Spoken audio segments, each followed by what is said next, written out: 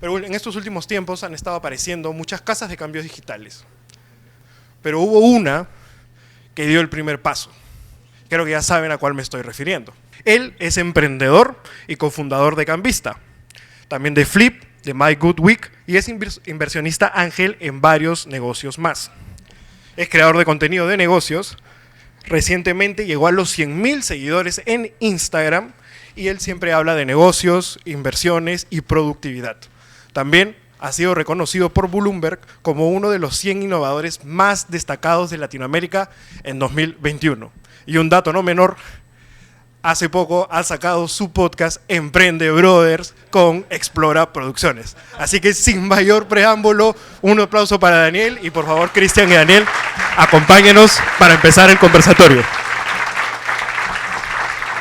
Y de verdad estoy muy emocionado de poder estar con ustedes. Muchas gracias a Daniel por estar aquí, a todos los invitados. En verdad, yo a Daniel lo conozco hace ya algunos años, lo admiro muchísimo y me encanta que podamos compartir ahora unos minutos. Gracias por estar aquí. Nos conocimos en virtual, creo, ¿no? Sí. Sí. Tuvimos un primer live juntos hace como 3 años, 4 años.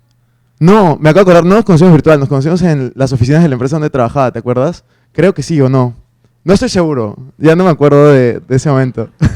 Fue hace muchos años, entonces ya... Pero sí nos hemos conocido presencial también, me parece. Sí. Entonces, bueno, vamos a empezar.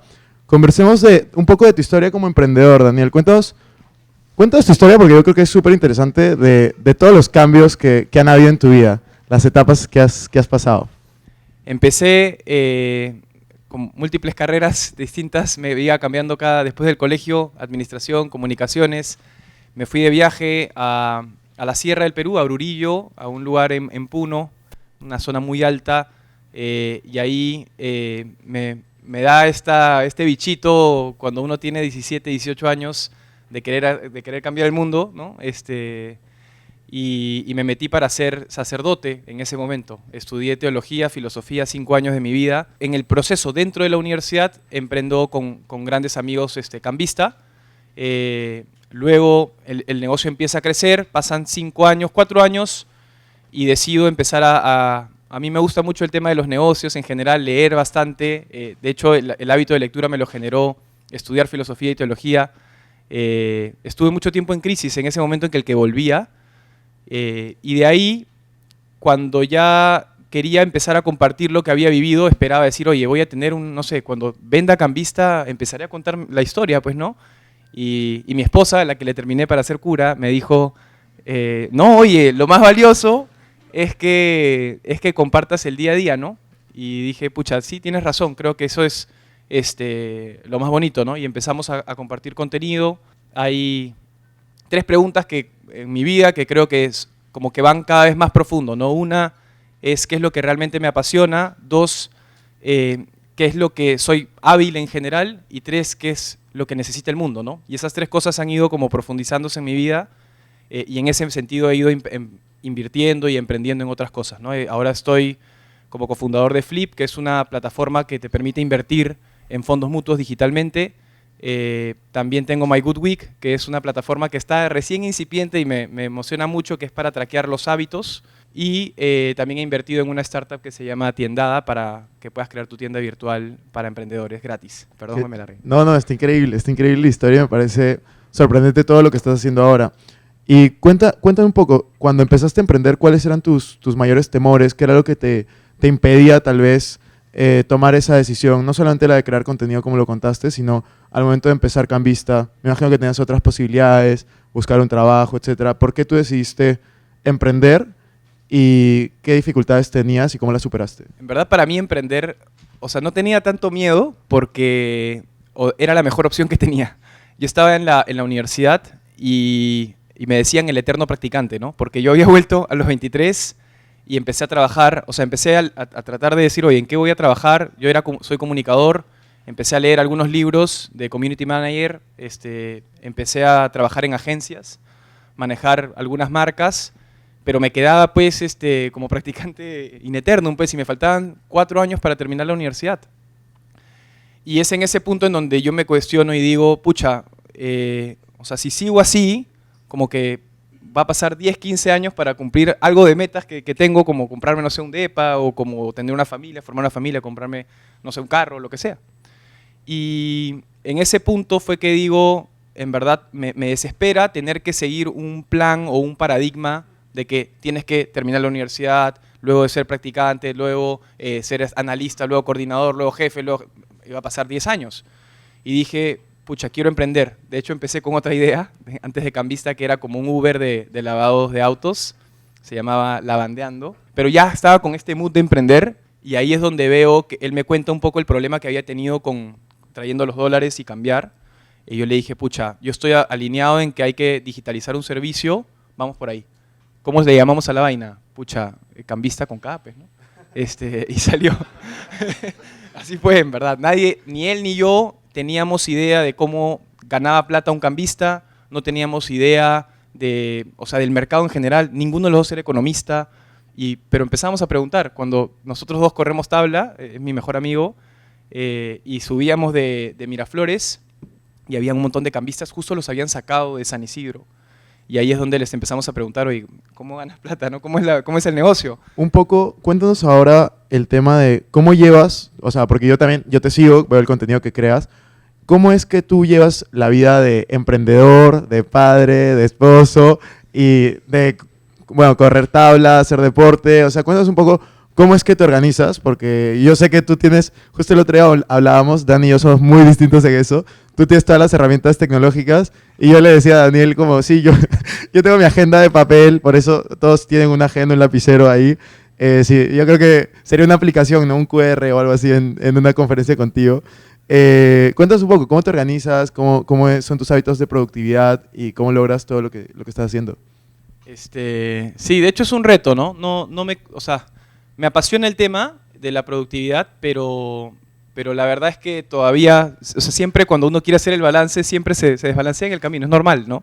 De hecho, a veces, no sé, me gustaría dedicarle más tiempo a mi familia, o de repente dejo de lado un proyecto por un momento y digo, oye, pucha, tengo que dedicarle un poco más de esto, pero en general yo creo que, o sea, un hábito de productividad que a mí me encantó es básicamente un concepto que se llama PARI, ¿ya? No es party de fiesta, es PARI, con P-A-R-I, que es proponte, actúa, reflexiona e impacta. Entonces, estas cuatro como marcos, el proponte es, o sea, yo me podría proponer escribir un libro, pero al final, o sea, lo dejo para después o lo procrastino porque digo, pucha, a que lo haga, como que te da miedo cuando te pones un proyecto grande, ¿no? Pero el proponte es actividades chiquitas. Voy a escribir 500 palabras al día, ¿no?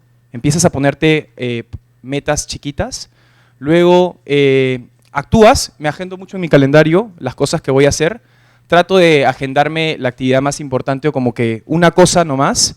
A veces yo creo que tenemos una lista de pendientes gigantesca, pero lo más importante es agarrar ese, como dicen, eat the frog, ¿no? Agarrar esa tarea más importante y darle con todo en la mañana o al comienzo del día, y una vez que la vences ya puedes quedarte con pendientes al final, ¿no? Pero lo importante es que has tenido una gran victoria ahí. De ahí, R es reflexionar, o sea, reflexionar sobre tu sistema e ir cambiándolo, porque como digo, hay deficiencias siempre. Y finalmente, impactar, ¿no? Una vez que te creas el hábito, dices, oye, ya voy escribiendo 500 palabras, o ya voy leyendo, no sé, voy escribiendo 500 palabras, voy a ponerme el propósito de escribir un libro, ¿no? O de repente voy corriendo 30 minutos todos los días, voy a ponerme el propósito de correr una maratón. Ese proceso para mí es clave. Y eso es muy importante lo que dices de aprender a decir que no. De hecho, es algo que a mí todavía me cuesta muchísimo. Como emprendedor quiero hacer 1000 cosas al mismo tiempo. Y es cómo tú pones las prioridades en tu vida. O sea, cómo sabes tú a qué decirle que no y a qué decirle, sí, esto va a tener mi tiempo. Yo invertí en una startup que se llama Tiendada. Es esta plataforma para ¿cómo se llama? Crear tu propia tienda virtual para emprendedores gratis. Me encantó el proyecto, yo quería hacerlo de cero. Las vi y dije, pucha, era un equipo que ya había, o sea, era un equipo, un programador, una chica que trabajaba como líder de producto y otra que veía más temas de marketing. Y dije, me interesa meterme. Me meto y me metí como cofundador, ¿ya? En el norte de volver a remar como remé cuando fue Cambista. Y Y en el camino, a los 6 meses, dije, pucha, en verdad. O sea, mi esposa me dijo algo que me dejó marcado. Me dijo, Daniel, siento que, o sea, fue fuerte, ¿ya? Me dijo, siento que estás retrocediendo a lo mismo que viviste hace 5 años. Y creo que ya deberías empezar a como a distribuir más las cosas, o sea, empezar a elegir cuáles esas tareas que tienen menos esfuerzo y más impacto. Y efectivamente era un buen consejo. Y ya, bueno, hablé transparentemente con las chicas de Tiendada y les dije, chicas, prefiero quedarme como inversionista nomás a nivel de dinero pasivo. Reducimos las acciones, porque ya me había pasado problemas ahí con temas de acciones antes, y lo más justo posible, y me quedé como accionista pasivo. Nada, para mí fue importante tomar esa decisión de saber qué batallas tengo que elegir. Y en ese sentido creo que el crecimiento no es simplemente aumentar tus fuentes de ingresos, sino también una métrica de crecimiento es disminuir a qué le dedicas tanto tiempo. Entonces, cuando tú estás dedicándole, por ejemplo, hoy día a Cambista, realmente le dedico unas 5 o 6 horas a la semana, ¿no? Porque eso también es una métrica para mí de crecimiento. No necesariamente aumenta el ingreso, pero aumenta el tiempo que le dedico a ese proyecto. Eso es un buen indicador también de que estás creciendo y que estás distribuyendo mejor tus esfuerzos, ¿no? Buenísimo. Y ahora lo que yo quiero hacer para hacerlo un poco más interactivo, yo creo que le he hecho preguntas interesantes, pero creo que preguntas más interesantes pueden hacerla ustedes. Así que como este conversatorio va a ser abierto, tenemos como unos 20 minutos para que Daniel pueda responder también sus preguntas. Me gustaría recibir un consejo tuyo. ¿Cómo es que pasas de tener una empresa de 10 empleados a una de 50, como la que tienes ahora? Yo te diría que al comienzo hay como 3 etapas, ¿ya? La primera etapa es la que te tienes que sacar la madre tú. Te comprometes al 100% en todo. Normalmente eres un pulpo cuando recién empiezas, te metes en marketing, te metes en temas legales, te metes sacando la licencia, te metes en todo. Una vez que te metes en todo es donde más aprendes. Es una parte muy importante y crítica del negocio porque aprendes de todo y es en un momento en donde tú dices, oye, me acuerdo cuando yo cerraba las operaciones de Cambista y atendía al cliente a través de un chat que había en la web. Creo que ese proceso crítico en donde pagas derecho de piso es importante. Aquí, en verdad, al nivel de contratación, es un tema, sí, también interesante, pero creo que es más simple de lo que parece. Yo tengo 2 tips para contratar a una persona. Una, que es, yo no contrato por CVs, contrato por el rol que quiero que cumplan. Hago una lista de actividades que quiero que cumplan y el rol es el que lo va a cumplir. Mi mejor community manager fue una periodista. No tenía nada de experiencia en community management y ella, le metía una investigación alucinante y creaba contenido muy bacán en Cambista. Por el rol. Identifica los roles y en base a esos roles contrata. Porque hay veces que tú contratas muy antes o muy después y eso te puede traer problemas. Y la segunda suena bien básico, pero cuando teníamos entrevistas con mi socio Paulo, con una persona, volteábamos y nos decíamos, ¿le viste el fuego en los ojos o no le viste el fuego en los ojos? Sí, le vi el fuego. Ella es, o él es. Tiene mucho que ver con la intuición.